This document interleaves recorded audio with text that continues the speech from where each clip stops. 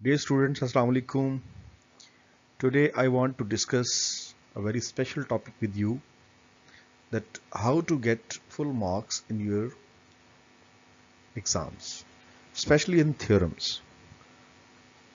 So let's see ahead, how can we get full marks in theorem. Normally there are two sections in a theorem. In first section you would have to attempt for 4 marks.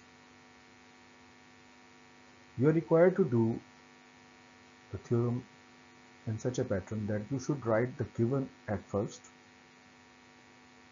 then to prove, diagram and construction. Let's see ahead हमने इनको कैसे deal करना है,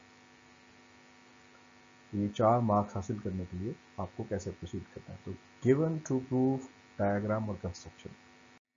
okay, तो dear student, first of all जो statement आपको theorem की दी गई होगी उसको एज इट इज लिख लिया करें, बिकॉज ये स्टेटमेंट ऐसी चीज होती है कि जिसमें से आपने सब ड्राइव करना होता है. Then given. गिवन बेसिकली कोई भी जो स्टेटमेंट होती है उसका जो फर्स्ट हाफ पार्ट है वो गिवन होता है.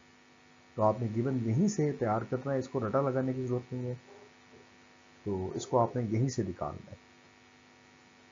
Second important thing is to proof. To proof क्या होता है, जो अमूमन स्टेटमेंट है, स्टेटमेंट का जो आखिरी पार्ट होता है that will represent to proof.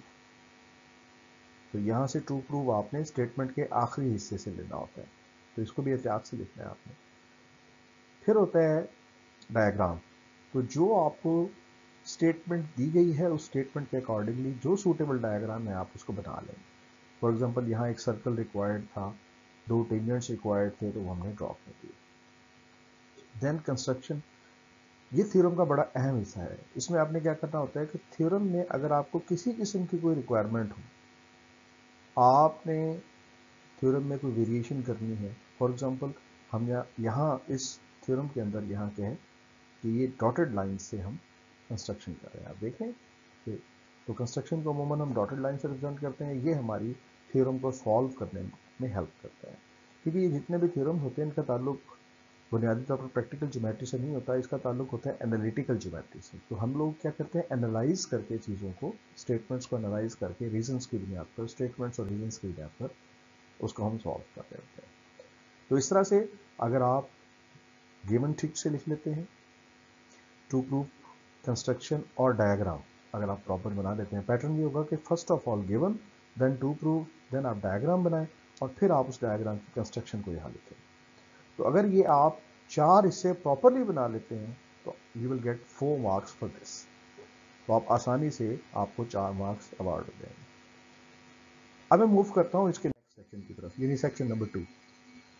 Basically section number 2 comprises of 2 sections, 2 सब सेक्शंस यू कैन से. तो उसमें पहला हिस्सा जो होता है उसको हम कहते हैं स्टेटमेंट्स. ये जरा देखें, statements over here, and second one is the reasons. लेकिन इसमें जो बैलेंस है वो पहले वाले हिस्से की तरह नहीं है. पहले वाले हिस्से में ये था कि आप हर पोर्शन को जब आप सॉल्व करते थे तो हर सेगमेंट का आपको एक नंबर मिलता था, बट यहाँ ये नंबर इक्वली डिस्ट्रीब्यूटेड नहीं है. तो जब आप स्टेटमेंट्स और रीजंस की तरफ बढ़ेंगे तो लेट्स सी अहेड कैसे लिखी जाती हैं. जैसे आप डायग्राम को कंसीडर करते हुए, उसको सामने रखते हुए आप स्टेटमेंट्स लिखना शुरू कर देंगे. तो स्टेटमेंट लिखते जाएंगे, सामने उसकी रीजंस लिखते जाएंगे. हर स्टेटमेंट के अलाइनमेंट 1 to 1 अलाइनमेंट होनी चाहिए, यानी जो आपने यहाँ फर्स्ट स्टेटमेंट दी हुई है उसके अकॉर्डिंगली यहाँ पे रीजन होनी चाहिए. जो आपने सेकंड स्टेटमेंट दी है उसके accordingly second reason, third statement के accordingly third reason, fourth statement के अकॉर्डिंगली फोर्थ रीजन, और इसी तरह आप इसको जस्टिफाई कर देंगे. तो बुनियादी तौर पर रीजन क्या होता है, ये जस्टिफिकेशन होती है. जो आपने स्टेटमेंट से लिखी है ये उसको जस्टिफाई करती होती है. डायग्राम मैंने इसलिए दोबारा बना दी ताकि आपको पता हो कि यहाँ जितनी स्टेटमेंट्स हैं इस डायग्राम को कंसीडर करते हुए हम बनाते हैं. वेरी इंपॉर्टेंट यहाँ पर फैक्टर आपने ध्यान में रखना है कि इसमें जो मार्क्स की डिस्ट्रीब्यूशन है थोड़ी डिफरेंट है. यहाँ पर जब आप स्टेटमेंट्स को लिखते हैं, from here you can get 3 marks and for reasons you will get only 1. तो इस तरह से ये 1 स्कोर आपको मिलेगा रीजंस का, जबकि 1 स्कोर मिलेगा आपको स्टेटमेंट्स का. तो इस तरह टोटल आपके पास 4 मार्क्स यहाँ से. तो 4 मार्क्स पहले सेक्शन में थे, 4 मार्क्स सेकंड सेक्शन में. तो इस तरह से 8 नंबर का थ्योरम बेहतरीन अंदाज में अटैम्प्ट कर सकते हैं। तो अपना बहुत ख्याल रखें और तैयारी साथ साथ करते रहें, प्रिपरेशंस करते रहें। Your exams will be announced soon. तो जैसे ही आपकी अनाउंसमेंट हो जाए उसके बाद आपके पास टाइम कम होगा। तो आप जैसे जैसे मेरे लेसन्स आपके पास आ रहे हैं, जो जो लेक्चर्स मेरे पास आ रहे हैं, इनको साथ के साथ आप अच्छी तरह से तैयार करते जाएं। थ्योरम 8 नंबर का पक्का होता है, तो ये मैंडेटरी होता है, इसको हम छोड़ नहीं सकते, लाजमी करना होता है, कंपल्सरी होता है। तो इसको आपने अच्छे से अटैम्प्ट करना है और अगर कोई प्रॉब्लम हो तो मेरे साथ शेयर करनी है। Thank you very much.